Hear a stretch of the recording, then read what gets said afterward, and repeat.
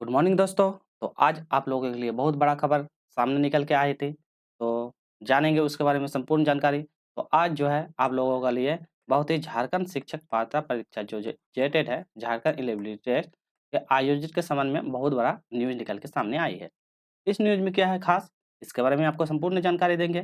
और जो लोग भी जो जेआरएफ है, यूजीसी नेट या नेट वगैरह नहीं क्लियर कर पाए हैं, तो आज के लिए उन लोगों के लिए बहुत बड़ा इन्फॉर्मेशन या नोटिस निकल के आया है। तो उन लोगों के लिए फिर से मौका मिल गया है झारखंड में असिस्टेंट प्रोफेसर बनने का, ठीक है?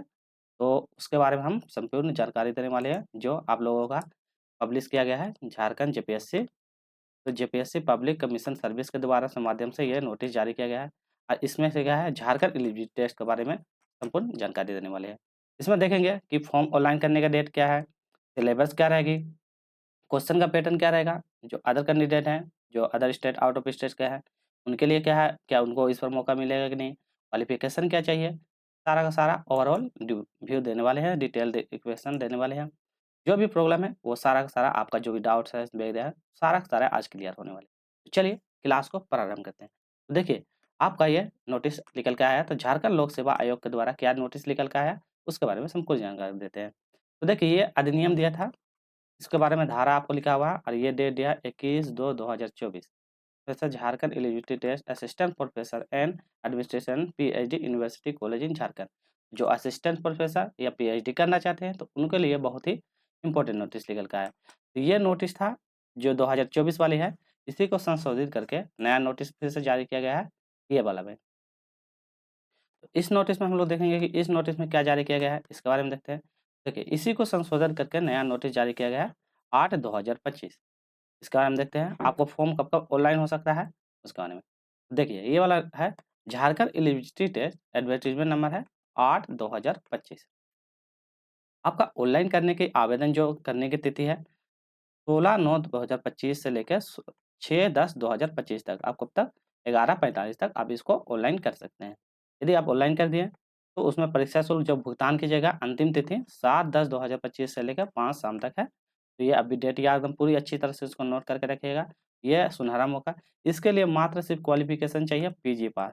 यदि आप सिर्फ पोस्ट ग्रेजुएट हैं, कोई भी सब्जेक्ट हैं, ठीक है? आपका ग्रेजुएशन में जो सब्जेक्ट रहा होगा, अब वो पोस्ट ग्रेजुएशन में भी वही सब्जेक्ट से आप पीजी कर रहे हैं, तो इसके लिए एलिजिबिलिटी है। ना इसके लिए बीएड चाहिए, ना डीएलएड चाहिए, ना एमएड चाहिए, कोई चीज़ नहीं है, बस आपको सिर्फ पीजी क्वालिफिकेशन रहना चाहिए। करेक्शन का डेट देख लीजिए, तो 8/10/2025 से 10/10 इतना तक है। करेक्शन का डेट ये स्क्रीनशॉट मार के आप लोग रख लीजिए, क्योंकि बहुत इंपॉर्टेंट होने वाली है।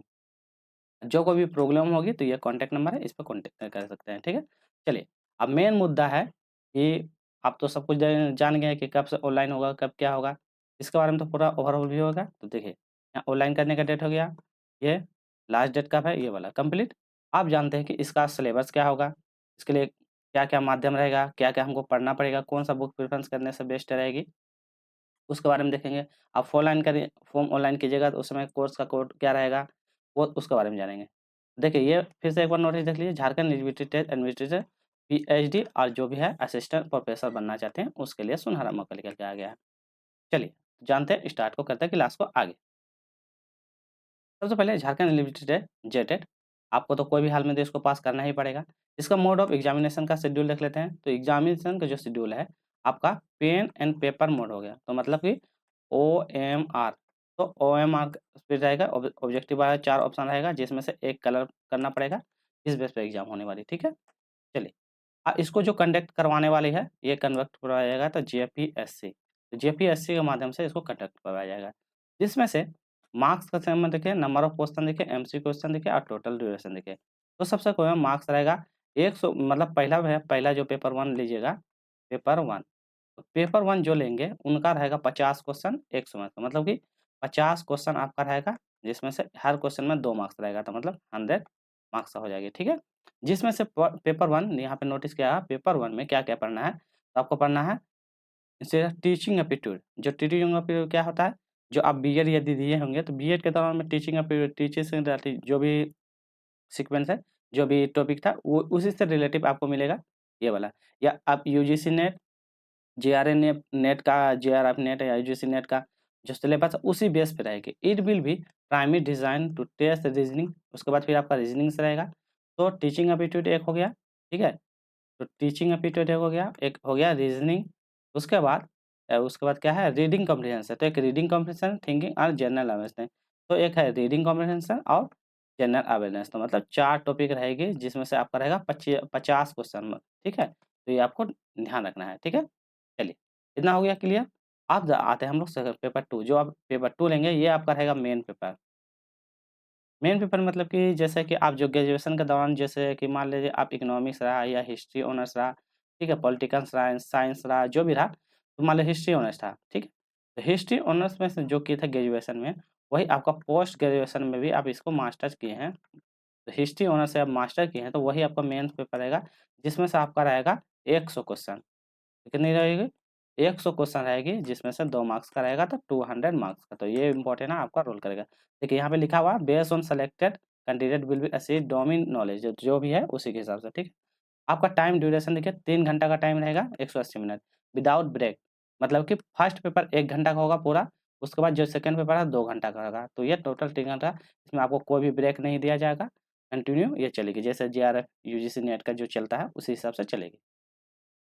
चलिए, आप जानते हैं जेट के लिए आपको क्या मतलब कि कैटेगरी है फ़ी का, तो सी कैटेगरी वाइज़ दिया है, जिसमें से यूएनसी में अनरिज़र्व जो रहेंगे, जनरल रहेंगे, उसको ₹575 पे करना पड़ेगी। जो बीसी-1, बीसी-2 और ईडब्ल्यूएस रहेंगे उनको लगेगा 300, ये आपका जो भी झारखंड के निवासी हैं इनके लिए, ठीक है? झारखंड के निवासी ये अदर स्टेट के जो है, अदर स्टेट है उनके लिए ये एलिजिबिलिटी होगा, ठीक है? यहाँ पे देखते हैं एससी, एसटी, पीडब्ल्यू या थर्ड जेंडर जो है उसको ₹150 पे करनी पड़ेगी, तो ये आपका ओवरऑल ये ध्यान रखना है, ठीक है? यहाँ पे मेंशन किया गया है, क्या-क्या है? चलिए, उसके बाद जानते हैं मीडियम ऑफ द क्वालिफिकेशन, मतलब कि क्वेश्चन। क्वेश्चन का पेपर क्या रहेगा, जिसमें से आपका क्वेश्चन रहेगा हिंदी में भी रहेगा, इंग्लिश में, तो आप जो पेपर जिस हिसाब से चूज़ कीजिएगा, उस हिसाब से रहेगा, ठीक है? चलिए, यहाँ पे भी दिखाया गया है कि आपका जो इंग्लिश वेरियस सर्विस देखिए, इसमें यहाँ पे लिखा गया है, यदि आप हिंदी और इंग्लिश में दोनों में एग्ज़ाम दीजिएगा, और उसमें से यदि क्वेश्चन 4 ऑप्शन है, इसमें से कोई क्वेश्चन का गलत हो जाएगा, कुछ गलत हो रहा है, तो आपका जो इंग्लिश का जो क्वेश्चन रहेगा, जो इंग्लिश का क्वेश्चन रहेगा, उसी के हिसाब से जो आंसर सही रहेगा, उसको माना जाएगा, ना कि हिंदी का। हिंदी का ऑप्शन में यदि कुछ और सही है, अगर इंग्लिश का ऑप्शन में कुछ और सही है, तो इंग्लिश को वो प्रेफ़रेंस देगा, तो यहाँ पे आपको पहले भी मेंशन कर चुका है। मैं अधिक यहाँ पे क्या है, ईच मार्क्स क्या है 2 मार्क्स, तो मतलब हर क्वेश्चन 2-2 नंबर का रहेगा। ये भी क्या है, correction candidate will get 2 marks, ठीक है? यदि बाय चांस गलती-वलती हो जाता है और नो नेगेटिव मार्क्स, तो ये आप लोगों के लिए बहुत अच्छा है। कोई भी नेगेटिव मार्क, नो नेगेटिव है, ठीक है? तो आप लोगों के लिए कोई भी नेगेटिव मार्क्स नहीं रहेगी। ये बहुत अच्छी है।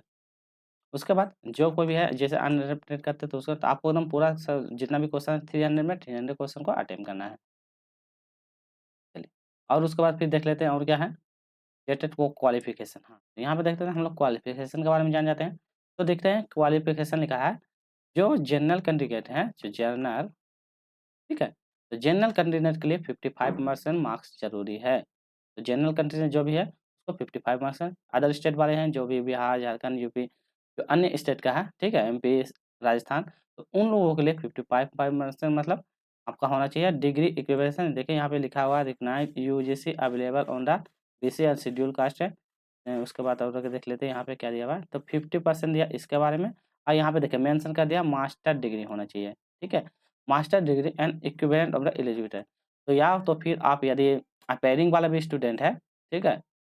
तो अपेयरिंग जो कोई भी मान लो वो मास्टर में है या फर्स्ट ईयर कंप्लीट हो चुका है, फर्स्ट ईयर यदि आप लोगों का कंप्लीट हो चुका है, अब सेकंड ईयर में है, तो आप भी इसके लिए फॉर्म भरने के लिए एलिजिबिलिटी है। या फिर आपका सेमेस्टर चल रहा है, सेमेस्टर 1, 2, 3, 4 सेमेस्टर होता है। यदि आपका 2 सेमेस्टर भी कंप्लीट हो गया, आप थर्ड सेमेस्टर में हैं, तो भी आप इसके लिए एलिजिबल हैं। आपको इतना डाउट क्लियर हो गया? तो इसका सिलेबस क्या है, आपको मास्टर होना चाहिए। अदर कैंडिडेट के जो अदर स्टेट का है, तो उसके लिए 55%, और जो झारखंड के निवासी है, उनके लिए 50%। तो ये आपका डाउट क्लियर हो चुकी है। अपेयरिंग वाला उसको कर सकते हैं, जो जिसका ये वाला चलता है सेमेस्टर वाइज़, तो फर्स्ट या सेकंड सेमेस्टर आपको कंप्लीट होगा, थर्ड या फोर्थ में है, तो आप भी इसके लिए अपेयरिंग करके इसको डाल सकते हैं। चलिए, ठीक है? यहाँ पे आप पूरा मेंशन किया गया है, आप इसको अच्छे से पढ़ लीजिए। पीडीएफ जो है ये वाले जितने भी सारा जो नोटिस है, ये तीनों नोटिस जो है, मैं अपना टेलीग्राम चैनल पे अपलोड कर दूँगा, तो आप वहाँ पे इसका डिस्क्रिप्शन में लिंक डाल दूँगा, तो वहाँ से जाकर आप टेलीग्राम चैनल से जुड़ जाइएगा, सारा-सारा वहाँ पे आपको मिल जाएगी, ठीक है? चलिए, चलिए इतना क्लियर हो गया। अब उसके बाद देखते हैं यहाँ पे भी किसके बेस पे होगा, देखिए UGC NET, UGC test held on regular basis, तो इसी के हिसाब से सब्जेक्ट के हिसाब से आपका क्या होगा, मतलब एग्ज़ाम लिया जाएगा, तो ये भी आपको मेंशन कर चुका है। चलिए, फिर आप देख लेते हैं इसके बाद इंस्ट्रक्शन दिया हुआ है कैसे क्या करना है, तो इसको हटाते हैं, इसे स्किप करते हैं। एज लिमिटेशन रिलैक्सेशन में भी आपको मिनिमम एज तो 21 होना चाहिए, तो वो तो एज रिलैक्सेशन हो गया। चलिए आगे बढ़ते हैं और कुछ क्या-क्या मिला है। सारा ओवरऑल पूरा व्यू डिटेल एक बार में क्लियर करके जाएँगे ताकि आपको जो भी कोई भी डाउट है, तो वो डाउट एक ही बार में क्लियर में हो जाएगा, ठीक है? चलिए। चलिए, ये वाला में देखिए यहाँ पे नोटिस में क्या है, यदि आप जो रजिस्ट्रेशन कीजिएगा उसके समय में आपको क्या-क्या लगेगा, तो यहाँ पे मेंशन किया गया है आपका देखिए university name, candidate name, mother name, father name जो भी है, आधार कार्ड ये सब जो है, ये सब आपका पूरा सही हो जाना। पोस्ट ग्रेजुएशन का जो भी है वो मार्कशीट लगेगी। आपका जो है परमानेंट एड्रेस लगेगा, एग्ज़ामिनेशन का सर्टिफ़िकेट जो भी है, ठीक है? कोड ऑफ जेटेट का, तो जेटेट फॉर्म जो भर रहे हैं उसका कोड होता है, अभी उसको सब सारा दिखाएँगे, रजिस्ट्रेशन सर्टिफ़िकेट क्या है वो दिखाएँगे, कैटेगरी क्या है वो आपको लगेगी, ठीक है? ईवीएस से हैं तो उसके लिए जो भी सर्टिफ़िकेट है वो सब लगेगा और जो जनरल के लिए है तो ये सब तो आप लोगों को देना नहीं पड़ेगा। हाँ, एक चीज़ में से है, ईमेल आईडी और मोबाइल नंबर अच्छी तरह से होना चाहिए। आधार कार्ड में जो नंबर है आधार कार्ड का जो है नाम, father's name, date of birth वो आपका मैट्रिक में जो है वो सारा मिलना चाहिए, ठीक है? यहाँ पे मेंशन कर दिया कि कैसे ऑनलाइन करना है वो सारा चीज़। चलिए, आगे बढ़ते हैं। यहाँ फॉर्मेट किया हुआ है कैसे आपको ऑनलाइन करना है वो सब के बारे में है। चलिए, ये वाला में देखिए, यहाँ पे क्या बोला list of subject and their code तो जो कोई भी अपना सब्जेक्ट रखे होंगे, ठीक है? तो लिस्ट है उनका और उसका कोड दिया हुआ है। तो यहाँ से आपका जो सब्जेक्ट रहेगा, ठीक है? तो ये सब्जेक्ट कोड है, तो ये भी आपको ध्यान रखना है, ये सारा सब्जेक्ट कोड है, आपको आप इस हिसाब से अपना सब्जेक्ट देख लीजिएगा, कौन-सा सब्जेक्ट है, उसके बारे में। ये वाला पीडीएफ हम आपका टेलीग्राम चैनल पे अपलोड कर देंगे, तो वहाँ से आप इसको देख लीजिएगा, ठीक है?